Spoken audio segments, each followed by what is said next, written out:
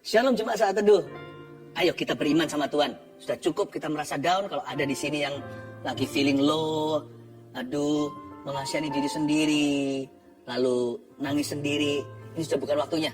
Waktunya kita bangkit dalam Tuhan dan kita yakini setiap firman yang Tuhan berikan. Ya, itu awan kelabu di atas kita itu diusir saja. Terang Tuhan segera akan datang. Saya bantu untuk mengusirnya dengan kesaksian-kesaksian yang saya akan bacakan. Bahwa Tuhan masih melakukan perkara-perkara yang ajaib bagi umatnya. Gloria. Namanya Gloria. Pada tanggal 6 Februari, saya mengikuti saat teduh bersama bertemakan Iman Grade A. Ketika mengikuti acara, saya tidak fokus karena sudah berapa hari saya bergumul mengenai pendidikan saya. Saya sudah 2 kali mengikuti tes untuk masuk perguruan tinggi, tapi tidak dapat lolos ke dalam jurusan yang saya cita-citakan, yakni kedokteran. Saya memiliki kesempatan 1 kali lagi untuk ikut tes, tapi saya dilema karena beberapa hal dan sudah merasa putus asa. Kemudian Pastor Philip berdoa, ada seseorang yang sudah berapa kali mengikuti tes kedokteran, namun tidak berhasil dan sudah putus asa. Tapi Tuhan berfirman, coba sekali lagi. Di situ saya kaget dan menangis. Saya bertanya, apakah itu saya Tuhan? Meskipun saya tidak tahu, saya tetap mengimaninya dan memilih untuk ikut tes sekali lagi. Pada tanggal 14 Juni, saya melihat pengumuman dan dinyatakan lolos. Sungguh luar biasa pekerjaan Tuhan. Dengan iman saya berjalan sesuai rencananya. Terima kasih buat pelayanan pastor dan tim. Itu yang saya maksudkan tadi. Mari kita berhenti mengasihani diri sendiri. Udah bukan musimnya putus asa. Sekalipun hidup kita masih ada masalah. Waktunya kita bangkit dan beriman. Mau berpikiran besar itu sekarang, bukan nanti. Jangan ditunda. Sebab Tuhan mau melakukan perkara besar bersama dengan Anda. Elizabeth. Sabtu lalu bahu kiri saya sakit sehingga susah digerakkan. Dan lengan tidak ada tenaga dan sakit bahkan ketika disenggol saja. Ini karena saya jatuh berapa minggu sebelumnya. Dan sebelumnya memang kadang sakit. Katanya saya terkena frozen shoulder. Saya takut sekali hari itu karena sakit sekali sehingga tidak bisa diangkat. Sorenya saya dapat link YouTube dari teman saya untuk saat teduh bersama pendeta Philip Mantova. Memang saya ingin mengaku dosa supaya Tuhan mau mengampuni saya. Jadi saya ikut saat teduh dan minta tolong Tuhan Yesus untuk mengampuni dosa-dosa saya. Tapi saya nggak berpikir meminta kesembuhan. Saya lebih fokus untuk mengaku dosa. Dan saat itu saya merasa sangat damai. Lalu ketika saya bangun jam 4 pagi, saya merasa tangan saya sudah bisa diangkat dan sakitnya hilang. Memang masih ada keterbatasan untuk diangkat tinggi. Tapi sudah jauh berbeda dibandingkan sebelumnya yang lama, yang sama sekali tidak bisa diangkat. Terima kasih Tuhan Yesus, tolong ampuni dosaku. Terima kasih pastor dan tim yang sudah memberkati banyak orang. Elizabeth, jangan ragu ya. Barang siapa mengaku dosanya, Tuhan itu setia dan adil. Di surat Yohanes katakan begitu. Saya percaya dengan segenap hati bahwa dosa sudah diampuni kalau diakui. Malah di kitab Yakobus ditulis begini. Saling mengakulah dosa dan saling mendoakan supaya kamu sembuh. Bahkan gak berdoa untuk kesembuhan, sembuh sendiri. Karena waktu kita akui dosa kita, kesembuhan pun tiba. Jangan bimbang. Saya percaya Tuhan menyembuhkan itu gak kira-kira setengah-setengah. Tuhan sembuhkan itu presisi dan akan sembuh sama sekali. Rina Francisca. Tanggal 17 Juni tiba-tiba hati saya sangat rindu untuk beribadah kembali. Setelah saya sangat sibuk dengan pekerjaan saya setiap hari yang bahkan istirahat saja kurang dan hampir lupa untuk berdoa. Namun Tuhan memberi saya rasa rindu yang sangat berat. Sampai saya memutuskan untuk melihat YouTube saat teduh bersama Pastor Philip selama 2 hari ini di sela-sela sebelum saya berangkat kerja. Malam ini badan saya sangat lelah dan sakit sekali di kaki. Namun saya tetap ikut saat teduh bersama pada tanggal 19 Juni. Lalu saya mendengar kesaksian orang disembuhkan. Saya pun spontan memegang kaki saya dan minta Tuhan untuk menyembuhkannya. Seketika itu juga seperti dijamah dan kaki saya nggak sakit sama sekali. Saya senang dan mengucap syukur atas acara yang sangat membuat iman saya semakin kuat. Saya percaya bahwa Tuhan selalu membuka pintunya lebar-lebar, bahkan menunggu anaknya untuk pulang kembali. It's true. Di acara seperti ini, kita tidak mengagungkan masalah, tapi Tuhannya. Di acara hari ini, kita tidak memberikan ruang untuk iblis bekerja, tapi Roh Allah. Mari berhenti mengasihani diri sendiri, kita semua, sekalipun kondisi berat. Jangan putus asa. Pilih untuk beriman. Percaya sesuatu yang besar Tuhan akan berikan. Mari kita sama-sama yakini firman ini. Haleluya.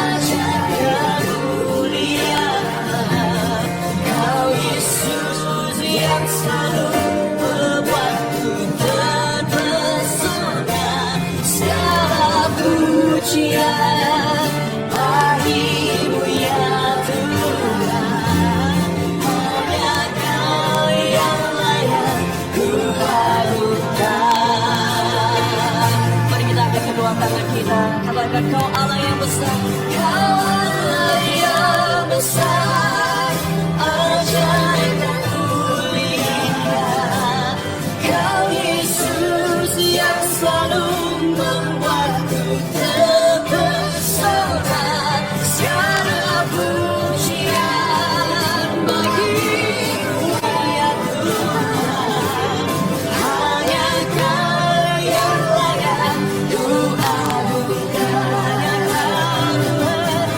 yang layak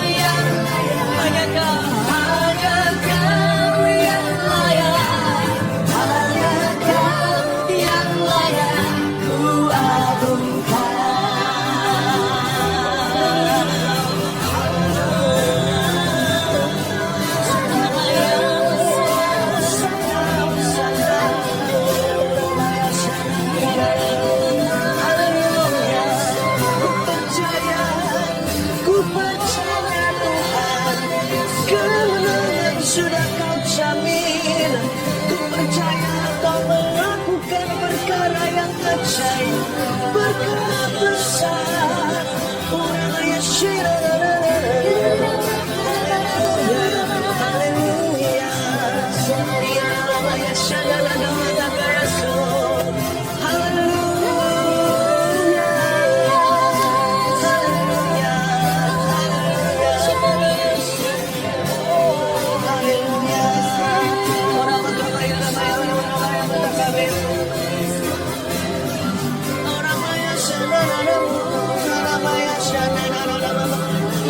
Haleluya, angkat iman kita. Mari kita sepakat dengan Tuhan. Janganlah kita buruk secara rohani. Apapun terjadi, bersyukur dulu pokoknya. Pokoknya bersyukur. Angkat hati, angkat iman. Mari kita percaya ada peperangan rohani. Mari kita tegas dengan diri sendiri. Mari kita teguh berdiri pada firman dan janji. Ini waktunya kita melompat bersama dengan Tuhan. Haleluya, haleluya, haleluya. Haleluya, haleluya, haleluya.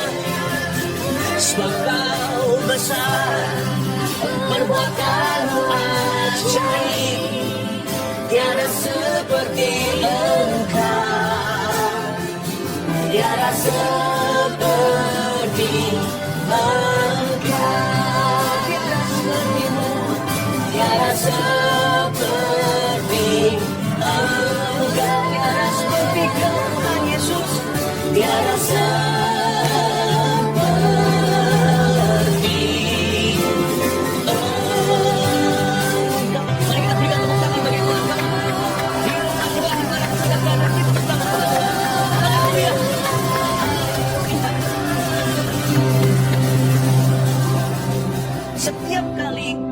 hadir Roh Kudus, kadang membawa haru, tapi seringkali Kau datang dalam wujud atau fungsi yang berbeda.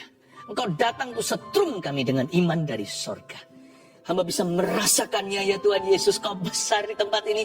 Engkau segera akan melakukan perkara-perkara yang ajaib bagi umat-Mu yang menunggu-nunggu. Kuserahkan hidup mereka ke dalam tangan-Mu. Lawatan-Mu akan terjadi. Sesuatu akan terjadi. Sesuatu sedang terjadi. Tidak akan pernah sama lagi. Terima kasih Tuhan. Kami terima pesan iman ini, the message of faith. Di dalam nama Tuhan Yesus, sembunyikan hamba-Mu agar Roh Kudus yang keras berbicara. Dalam nama Yesus. Haleluya. Amin. Wow, kalau Roh Kudus datang dalam urapan iman, itu saya langsung rasanya seperti ini bahasa saya ya. Kayak mau melompat dari kursi. Atau ingin melonjak dari sofa ini. Kayaknya mau lompat-lompat dan berkata, wow, God is here, God is here. Allah ada di sini. Tidak selalu kita pakai cara yang soft. Contohnya ketika kita mengusir setan. Tidak pakai haru. Kita harus tegas dan berkata, iblis keluar. Kalau iblis sedang menyerang seseorang, panah api si jahat, kita nggak boleh ragu-ragu. Kita harus teguh berdiri pada janji dan dengan tegas menghardiknya untuk pergi. Saya yakin today is such moment di saat teduh. Saat teduh ini seperti ini urapannya. Saya nggak bisa menceritakannya. Ini memang dalam perasaan. Sekalipun kita nggak melihat Tuhan, I know ada urapan iman. Hidupmu akan mengalami pembebasan. Percaya dulu. Mari kita yakini dengan segenap hati. Saya ingin menyampaikan satu pesan Tuhan yang berjudul Think Big. Tanda seru. Berpikirlah besar. Tulis dulu judulnya ya sambil kita buka di Yesaya 54. Think big. Ada sebuah rema dari Roh Kudus. Hari-hari ini khususnya minggu lalu. Dua kata, satu kalimat pendek ini, think big atau bahasa Indonesianya berpikirlah besar, tiba-tiba melompat seperti kangguru. Lalu saya menunggu, kapan ya saya mau sampaikan di saat teduh? Saya rasa ini waktu ilahi. Ini kairos Tuhan untuk Anda mendengarkan. Sebelum saya baca ayatnya, sekali lagi saya ingatkan, please jangan berpikiran kecil, sebab Tuhanmu besar. Mari kita jangan berpikiran yang dangkal. Tuhan kita itu luar biasa. Jangan lihat kondisi situasi keadaan kita, nanti iman kita lemah. Petrus ketika dia melihat dan memandang pada badai taufan, dia langsung tenggelam dan Tuhan tegur dia, mana imanmu? Iman itu bukan nekat ya. Iman juga harus di follow up dengan bijaksana, tapi iman itu sendiri adalah iman. Iman bukan hikmat, fungsinya beda. Iman itu tegas, iman itu tidak goyah, iman itu tidak gentar. Dia pegang teguh pada janji, dia berdiri di atas perkataan Tuhan. Saya nggak bisa paksakan iman sama orang lain. Iman orang juga levelnya berbeda-beda. Asal Tuhan, asal dalam Tuhan kita beriman, asal alamatnya sama. Tetapi biarkan iman bertumbuh. Saya berharap lewat apa yang saya sampaikan ini, iman Anda bertambah. Seperti doa para rasul, murid-murid Yesus berkata begini, tolong Tuhan tambahkan iman kami. Saya berharap berdoa supaya iman Anda hari ini berkembang sebelum saat teduh. Sebelum saat teduh ini berakhir. Ya, mari kita sama-sama baca terlebih dahulu Yesaya 54 ayat 1 sampai 3 saja yang jadi pembahasan kita. Bersorak-sorailah hai si mandul yang tidak pernah melahirkan. Bergembiralah dengan sorak-sorai dan memekiklah hai engkau yang tidak pernah menderita sakit bersalin. Sebab yang ditinggalkan suaminya akan mempunyai lebih banyak anak daripada yang bersuami, firman Tuhan. Lapangkanlah tempat kemahmu dan bentangkanlah tenda tempat kediamanmu. Janganlah menghematnya. Panjangkanlah tali-tali kemahmu dan pancangkanlah kokoh-kokoh patok-patokmu. Sebab engkau akan mengembang ke kanan dan ke kiri. Keturunanmu akan memperoleh tempat bangsa-bangsa dan akan mendiami kota-kota yang sunyi. Ayat pertama, bersorak-sorailah hai si mandul. Kenapa Yesaya bilang begini? Yang tidak pernah melahirkan. Ini sebenarnya bukan menjelaskan tentang seseorang. Karena Yesaya adalah nabi kepada satu bangsa, yaitu bangsa Israel.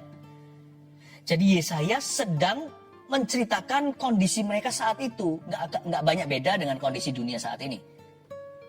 Kondisi mereka lagi nggak baik. Jadi justru ketika kondisi nggak baik, harus think big. Ketika kita terpuruk, atau seseorang itu jatuh, waktu dia putus asa, waktu mimpinya runtuh, waktu gagal semua di sekelilingnya, dan apa yang dia usahakan, apa yang dia harapkan mengecewakan, itu waktu yang tepat bagi Yesaya untuk bernubuat.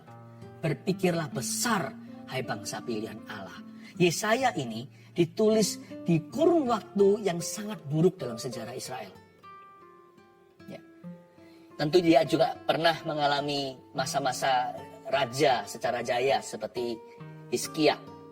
Ya, seperti beberapa raja-raja di Perjanjian Lama, itu Yesaya banyak layani mereka. Tetapi nggak selalu baik melulu. Seperti kondisi hari ini, gunjang-ganjing melulu. Dan selalu up and down, itu biasa. Dan Yesaya pernah melihat the darkest days of Israel. Atau masa-masa yang sangat-sangat gelap. Masa-masa yang sangat suram di zaman bangsa itu. Dia pun pernah melalui masa-masa perang. Karena Yesaya ini panjang. Bukan ketika semua baik-baik pesan ini diberikan. Saya itu bergumul loh. Waktu saya dapat rema tentang berpikiran besar.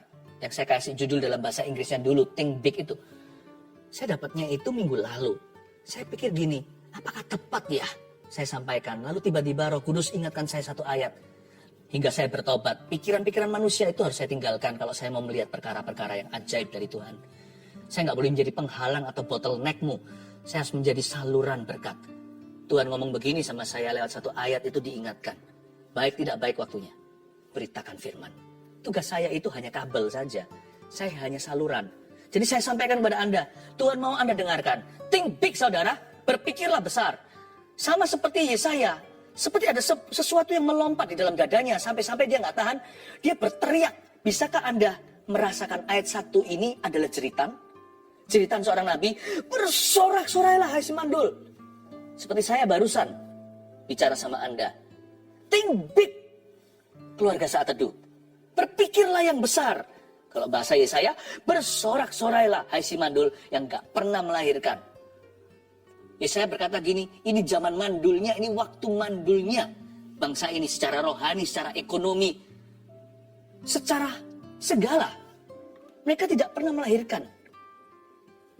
Pohon ara mengecewakan, pohon anggur tiada buahnya, sapi lembu gak ada di kandang. Bersorak-sorailah hai si mandul yang tidak pernah melahirkan.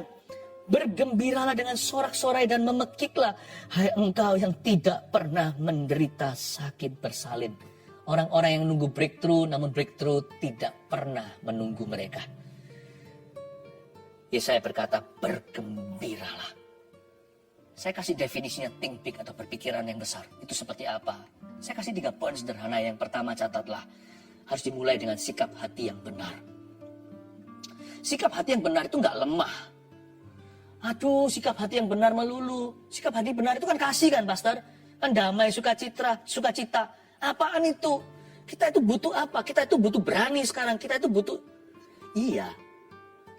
Kalau tanpa sikap hati yang benar, Tuhan akan membawa Anda kepada sebuah ketinggian. Apalagi kemenangan. Ada sebuah pepatah, ini bukan tulisan Alkitab. Tapi di luar sana untuk memotivasi hati. Coba saya kutip saja untuk mengingatkan sesuatu yang sifatnya common sense. Orang dunia aja percaya your attitude will determine your altitude. Ini bukan ayat firman ya. Orang dunia aja bisa pikiran positif loh, apalagi kita. Mereka nggak bisa beriman karena mereka nggak bertuhan. Kita bisa beriman. Itu sudah bukan positive thinking lagi. Positive thinking itu sudah jauh ketinggalan. Orang dunia aja percaya sikap hati seseorang menentukan dia akan sukses, dia akan berhasil seperti apa. Sikap hati orang itu akan menentukan perlakuan orang lain juga. Sikap hati mereka akan nanti pada akhirnya yang menjadi takaran setinggi apa Tuhan akan membawa. Your attitude will determine your altitude. Sebenarnya ada benarnya juga sih. Karena di Perjanjian Lama bangsa Israel menggerutu, lihat berakhir di mana? Kuburan di padang belantara. Yosua sama Kaleb masuk ke Kanaan karena mereka percaya. Mau dirajam batu pun mereka nggak peduli. Mereka berkata, itu raksasa, kita jadikan makanan. Orang-orang enak, orang-orang Yebus, orang-orang Kanaan, orang-orang Filistin, semua mereka itu akan menjadi korban. Kita tidak boleh bermental korban, karena kita adalah umat pilihan. Gara-gara itu mereka dibilang sok rohani, fanatik, lalu mau dikucilkan, bahkan mau dibunuh loh. Iman tuh nggak tentu akan disambut. Makanya nggak bisa kita tiru-tiru iman orang lain, nggak bisa. Iman itu hanya bisa diimpartasikan. Jadi kalau Anda mendengar gini, Anda juga bisa terima iman yang sama yang pada saya, yang ada pada kami. Iman itu timbul dari pendengaran. Makanya itu, ada orang yang imannya bulat, ada orang yang nggak beriman sama sekali. Dua orang bisa berdiri sama-sama, yang satu percaya, yang satu ketakutan. Kalau Anda lebih kuat imannya, jangan hakimi orang lain. Tunggu dia. Angkat dia. Tapi kalau Anda kurang beriman, orang lain lebih beriman dari Anda. Jangan iri lalu menghakimi.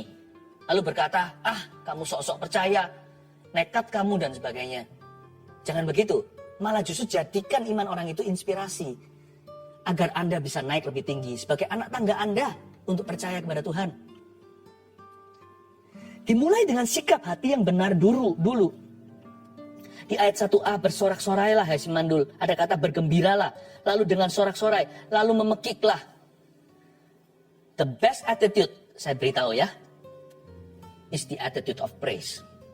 Ketika seseorang itu mengalami masalah, sikonnya nggak baik, keadaannya itu tidak menjanjikan, terbaik adalah kita kenakan sikap hati puji-pujian. Bersyukur itu nggak pernah salah.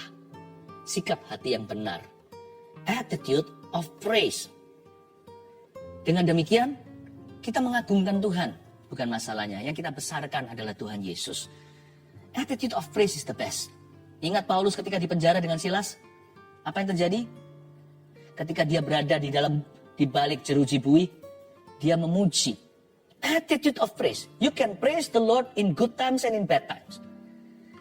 Puji-pujian itu gak kenal tanggal kadaluarsa. Roh puji-pujian itu berlaku untuk setiap musim kehidupan. Justru ketika kita turun ke bawah karena hidup menekan kita, puji-pujian semakin berarti. Waktu kita happy, puji-pujian tidak berubah. Malah justru disertai dengan kegembiraan. Saya ajarkan ayat ini kepada diri saya sendiri. Apapun terjadi, aku harus mengucap syukur. Dimulai dengan sikap hati yang benar. Sebab orang yang negatif nggak bisa berpikiran besar. Tapi orang yang positif, minimal ini standar dunia positif. Standar kita adalah iman. Standar kita adalah praise atau pujian. Orang yang memuji Tuhan pasti berpikiran besar. Lalu berikutnya, sebab yang ditinggalkan suaminya, ayat 1b, akan mempunyai lebih banyak anak daripada yang bersuami. Firman Tuhan. Ayat ini, tolong perhatikan dan garis bawahi kata akan mempunyai. Sebab yang ditinggalkan suaminya, garis bawah, akan mempunyai lebih banyak anak, bla bla bla, daripada yang bersuami. Firman Tuhan, itu juga di garis bawah. Yang nomor 2, think big, berpikiran besar itu selain sikap hati yang benar, yang kedua adalah iman yang tak gentar. Iman yang tak gentar. Iman yang tak gentar itu sangat direfleksikan atau diwakili dengan pernyataan ini atau yang tadi kita garis bawahi, akan mempunyai. Sebab yang ditinggalkan suaminya, ceritanya bangsa Israel saat itu seperti nasib seorang janda. Zaman dulu janda nggak seperti hari ini. Zaman dulu itu belum ada social justice atau belum ada keadilan sosial. Jadi seorang janda sudah pasti sengsara. Sebab yang ditinggalkan suaminya itu kondisi mereka akan mempunyai. Yesaya mendorong mereka untuk beriman pada Tuhan. Mereka akan mempunyai lebih banyak anak. Kata akan mempunyai dalam bahasa Inggrisnya, in the end will have. Harus punya iman kayak gitu. Iman yang tak gentar itu seperti apa? Iman percaya pada akhirnya Tuhan akan memberiku kemenangan. Pada akhirnya aku akan mengalami terobosan. Pada akhirnya doaku akan dijawab dengan cara yang ajaib. Gak tentu sesuai dengan ekspektasiku. Tapi jika Tuhan berkata tidak, satu pintu ditutup, saya yakin 9 pintu lain di belakang dibuka. Kalau Tuhan berkata tidak, pasti Tuhan menyediakan sesuatu yang lebih baik. Pokoknya pada akhirnya, kebenaran adalah untuk orang. Kemenangan diberikan kepada orang-orang yang benar. Sebab yang ditinggalkan suaminya, pada akhirnya akan mempunyai lebih banyak anak. Kalau Anda ingin punya merek iman, ini merek iman yang perlu Anda miliki. Iman pada akhirnya. Iman tanda kutip pada akhirnya. Itulah iman yang tak gentar. Kalau kita tahu kita akan menang suatu hari, kalau kita tahu Tuhan tidak pernah meninggalkan kita akan berani. Kita tidak akan kecewa. Putus asa nggak bisa lama-lama. Paling down sebentar doang. Lalu setelah itu bangkit lagi lebih garang. Karena orang yang punya iman tak gentar adalah orang yang tahu ujungnya dia menang.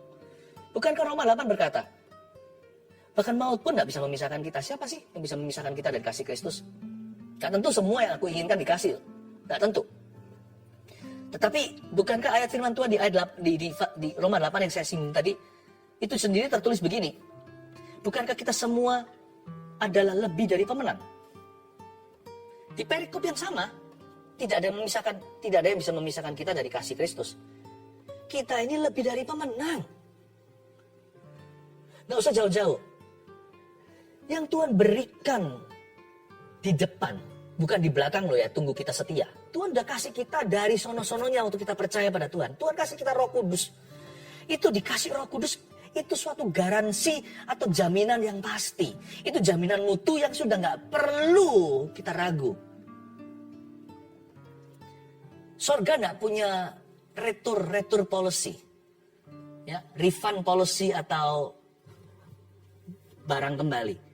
Roh Kudus diberi, dicurahkan pada hari Pentakosta, dan hari ini siapa percaya Yesus, Roh Kudus tinggal di dalamnya.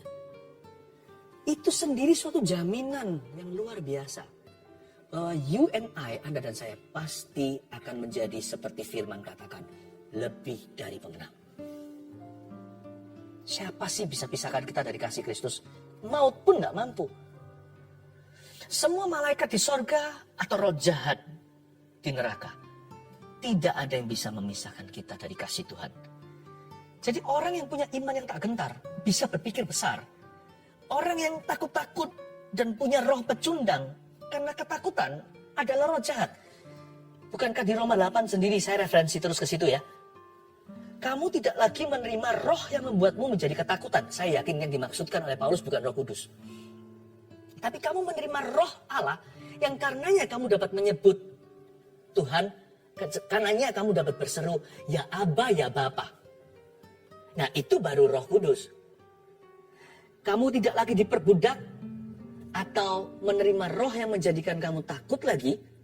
Nah, itu roh jahat. Fear is spirit. Makanya itu gara-gara takut orang panic attack. Gara-gara ketakutan, kekhawatiran, mereka gelisah, minum obat dan kecanduan. Gara-gara putus asa, orangnya jadi berubah. Dikarenakan dia kecewa. Mulai terjadi kekerasan rumah tangga, padahal dahulu adalah ayah yang sangat cinta anak-anaknya. The spirit of fear can change a person's life. It can change a person's heart. Bisa mengubah hati seseorang, bisa mengubah seluruh kehidupannya. Jangan main-main. Lawan kata iman itu bukan tidak percaya. Lawan kata iman itu adalah takut. Itulah sebabnya iman harus menerjang. Penuh resiko iya. Iman itu bukan dieja IMAN. Seringkali dalam hidup kita iman itu dieja RESIKO, resiko. Tapi saya mending ambil resiko iman daripada saya sudah terima resiko ketakutan. Saya terjang. Nggak nekat, nggak bodoh. Tapi kalau Tuhan berkata, saya percaya. Iman saya adalah iman pada akhirnya. Dan iman saya adalah iman, ayat 1b di akhir kata, firman Tuhan. Sebab yang ditinggalkan suaminya akan mempunyai lebih banyak anak daripada yang bersuami, firman Tuhan. Iman saya, mereknya begini. My faith is in God say so. Imanku ada pada apa kata Tuhan. Ku yakin saat kau berfirman, ku menang saat kau bertindak. Hidupku tidak ditentukan oleh keadaan, hidupku ditentukan oleh perkataanmu. Bukan berarti kalau kita keliling mana-mana, lalu kita beritahu orang-orang Tuhan yang ngomong loh ya. Tuhan berkata, Tuhan ngomong gini sama aku, bahwa kamu harus jadi jodohku. Wah, itu namanya memanipulasi. Kata Tuhan, Anda harus memberi saya uang. Nah, itu perampokan. Perampokan berkedok kerohanian. No. Jangan pakai iman God say so. Jangan pakai iman kata Tuhan atau iman firman Tuhan. Seperti yang kita tadi baca di kalimat terakhir ayat ini. Jangan pakai itu untuk bernubuat kanan kiri. Pakai itu untuk beriman di dalam hatimu sendiri. Saya nggak keliling dan berkata God say so. Biar orang menguji. Kalau memang Tuhan berbicara lewat saya. Biar orang sendiri menguji buahnya kalau memang Roh Kudus bekerja. Tapi hati saya mereknya begini. Kalau bernubuat, saya izinkan, saya harus begitu. Saya memberikan ruang untuk orang mempertimbangkan. Tetapi kalau di hati saya sudah tidak ada pertimbangan. Kalau soal percaya firman Tuhan, sudah tutup buku, saya sudah final. Bukan semifinal, bukan perempatan, sudah final. Saya yakin kalau Tuhan berfirman, itu akan terjadi. Makanya itu ayatnya bunyinya begini. Engkau akan mempunyai lebih banyak anak daripada yang bersuami. Itu bukan kuncinya. Kuncinya di kalimat berikutnya. Firman Tuhan. Iman yang tak gentar. Baru bisa berpikir besar. Orang yang takut-takut tidak akan berpikir besar. Mereka akan berpikiran kecil. Picik seringkali. Malah justru akhirnya jatuh. Seperti Rasul Petrus yang tenggelam itu. Cikal bakal besar itu adalah tak gentar. Tapi sebelum tak gentar atau besar, adalah sikap hati yang benar. Ini 1, 2, 3 tidak bisa dibolak-balikkan tatanan. Tanpa sikap hati yang benar, imannya akan ngawur dan akan merugikan. Tetapi sikap hati yang benar tidak berhenti hanya di sikap hati. Tuhan akan bawa kepada fase berikutnya. Dia akan berhak untuk beriman dengan benar kepada Tuhan. Imannya tidak akan gentar. Karena dia tahu siapa dirinya. Dia tahu Tuhan berfirman apa dalam hidupnya. Dan dia kenal siapa yang berfirman kepadanya. Yang ketiga, ayat 2. Lapangkanlah tempat kemahmu dan bentangkanlah tenda tempat kediamanmu. Janganlah menghematnya. Panjangkanlah tali-tali kemahmu. Dan panjangkanlah kokoh-kokoh patok-patokmu. Ini jadi lagu indah sekali. Tetapi kalau saya rangkum jadi satu kalimat pendek, simply this, sederhana begini. Think big. Lapangkanlah, bentangkanlah, panjangkanlah. Apa sih kira-kira? Berpikiran besar. Udah itu aja. Think big, saudara. Itulah intisari ayat 2. Itu kayak buah-buahan di jus jadi gelas kecil. Lapangkan itu berarti clear the land. Bentangkan itu berarti spread out, menyebar. Jangan mengumpul gini, menyebar. Panjangkan itu berarti reach out, jangkau.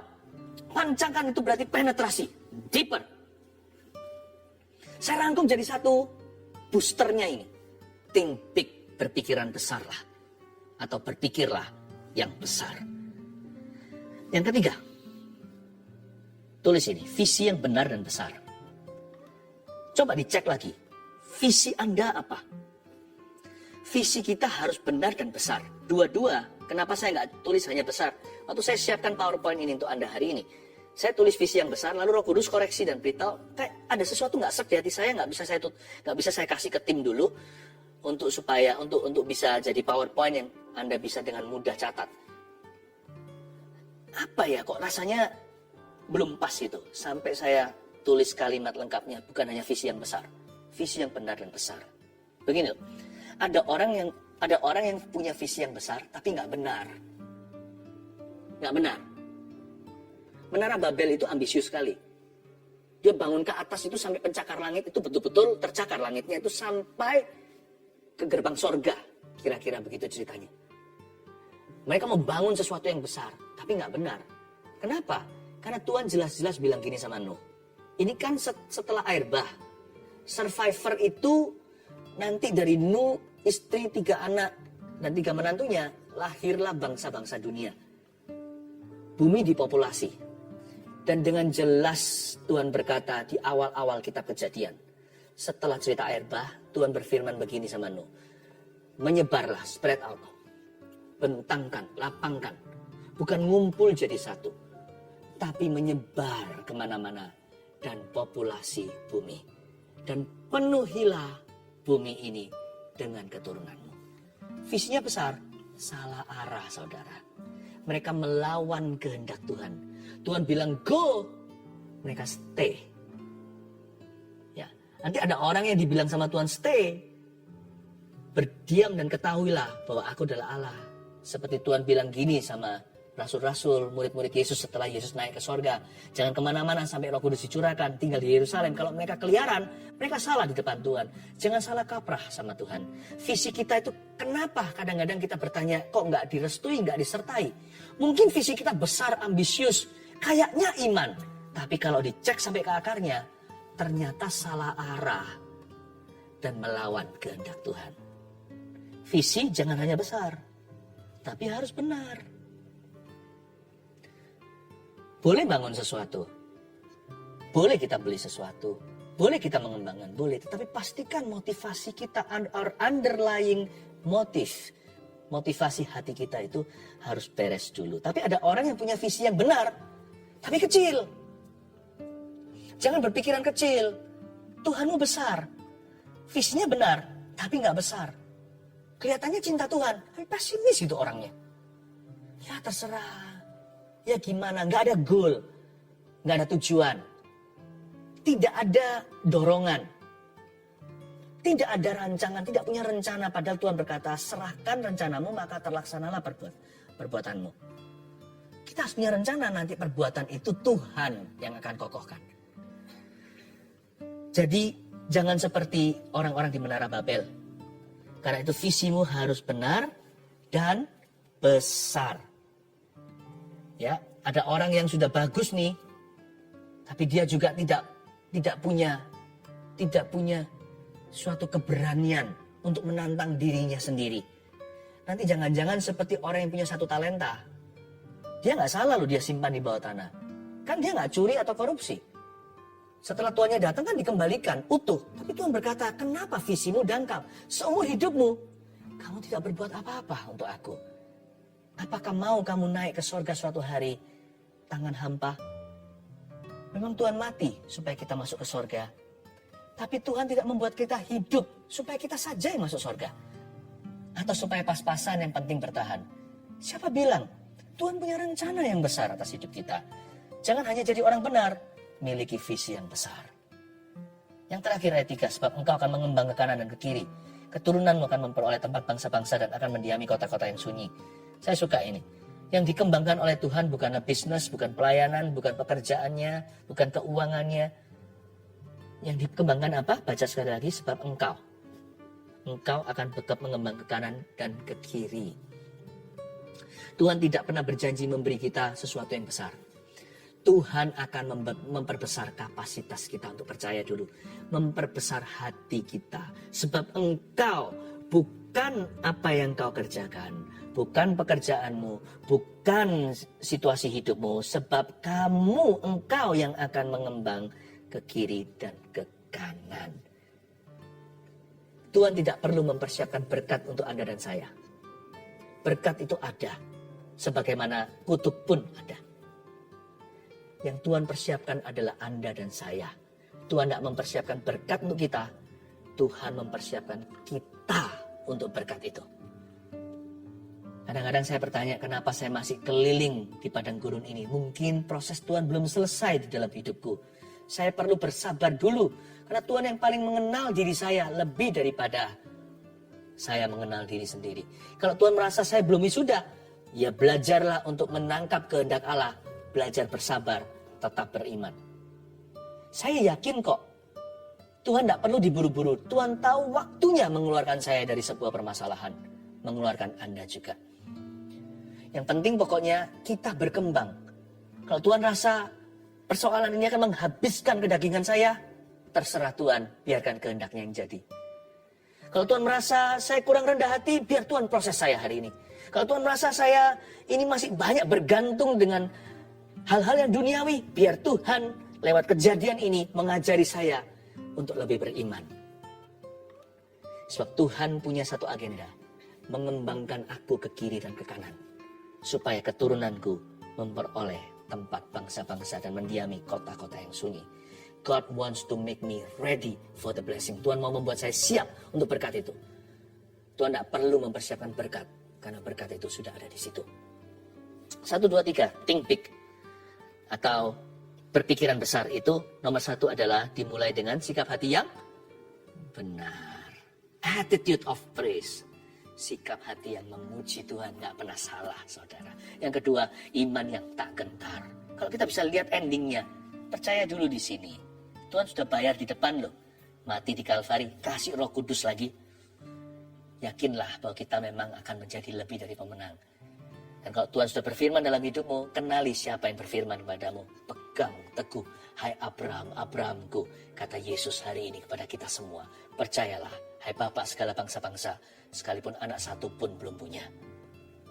3, visi yang benar dan besar. Berpikiran besar itu tergantung visinya. Nggak bisa kesera-sera, terserah. Kalau Tuhan tanya, mau apa dengan hidupmu? Kita harus bisa menjawab 1, 2, 3 Tuhan.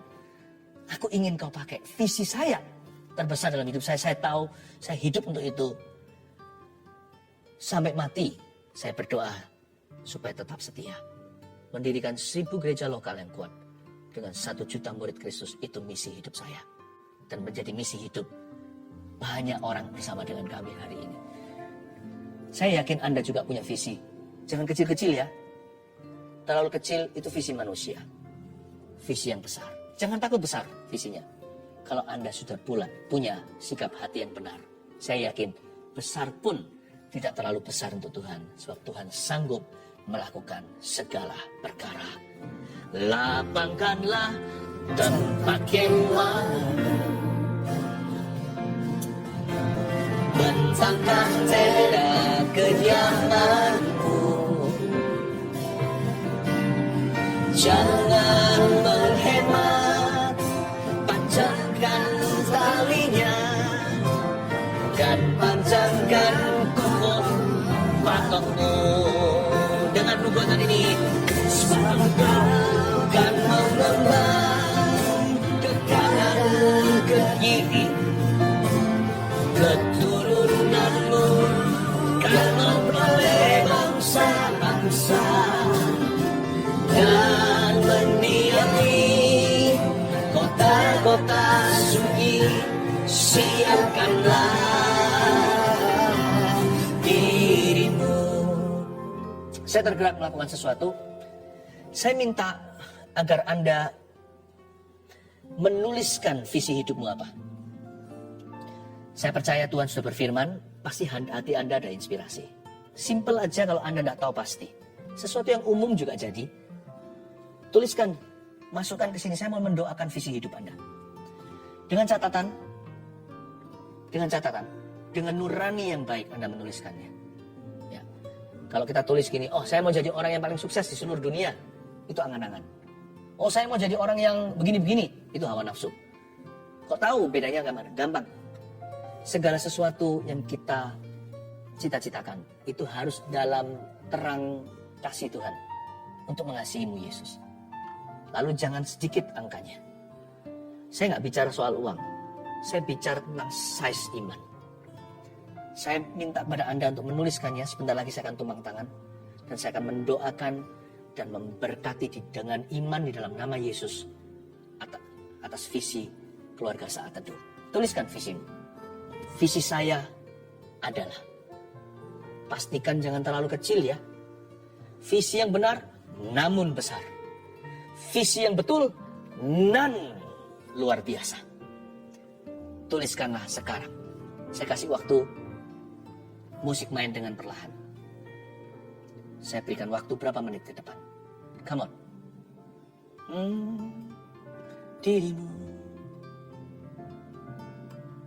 Da-da-da. Da-da-da. Da-da-da-da. Da-da. Da-da-da. Da-da. Da-da-da. Da-da. Da, da, da, da, da. Da, da, da, da, da, da. Da, da, da, da. Da, da, da. Jangan tuliskan keluhan Anda. Jangan sia-siakan kesempatan ini. Ini kesempatan emas. Saya tahu ada kairos, ada waktu ilahi. Pastor, kondisiku begini, saya rasa gagal. Ini bukan waktunya. Itu ada waktunya konseling nanti. Ini waktunya tulis, sekalipun Anda gagal. Saya percaya saya akan bangkit di atas kegagalan saya. Saya akan kembali nanti melanjutkan studi yang saya puntung kemarin. Atau saya akan bangun kembali usaha saya yang telah jatuh kemarin karena saya terlalu serakah overekspansi sebelum pandemi. Sekarang waktunya saya akan bangun pelan-pelan. Pastor, saya akan bangkit secara keuangan. Dan nanti saya akan bisa menjadi seorang yang berbelas kasihan kepada sesama dan suka memberi kepada mereka yang membutuhkan. Tulis lagi. Saya ingin sekali menjadi suatu hari menjadi seorang arsitek. Saya mau, sekalipun Anda masih pelajar, saya mau suatu hari membangun banyak tempat, termasuk membangun rumah Tuhan. Tuliskan. Kalau saya sih, di tahun 2030 dulu, 300 gereja akan berdiri. Ada keluarga-keluarga Tuhan di mana-mana. Ada komunitas terang.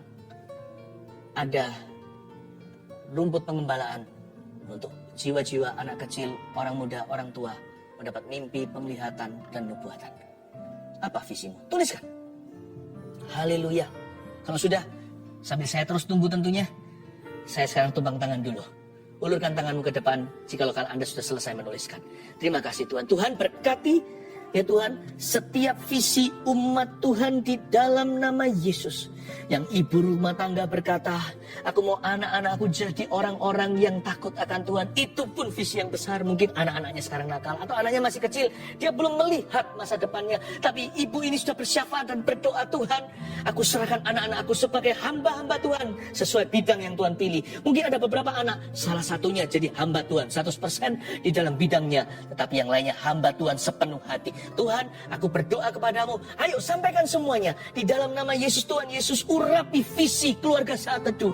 Di dalam nama Yesus Kristus, setiap pikiran besar yang kau inspirasi lewat firman, tidak ada satu pun yang sia-sia, yang luput, tidak ada yang meleset ya Tuhan. Jikalau sekiranya kelihatan seperti meleset, itu karena Tuhan upgrade kepada perkara yang lebih besar, yang telinga belum pernah dengar, yang mata belum pernah lihat, yang belum pernah muncul timbul dalam pikiran yang belum berani didoakan. Dalam nama Yesus, bless keluarga Saat Teduh dalam rumah tangga hidup pribadinya. Tidak melihat situasi sekarang, situasi kondisi keadaan bahkan pandemi. Kami tidak mau didikte dengan itu. Sekalipun kami sebagian mungkin ada di rumah, bekerja dari situ, sekolah dari sana, pelayanan pun tidak bisa pergi. Kami percaya sekarang waktunya bermimpi.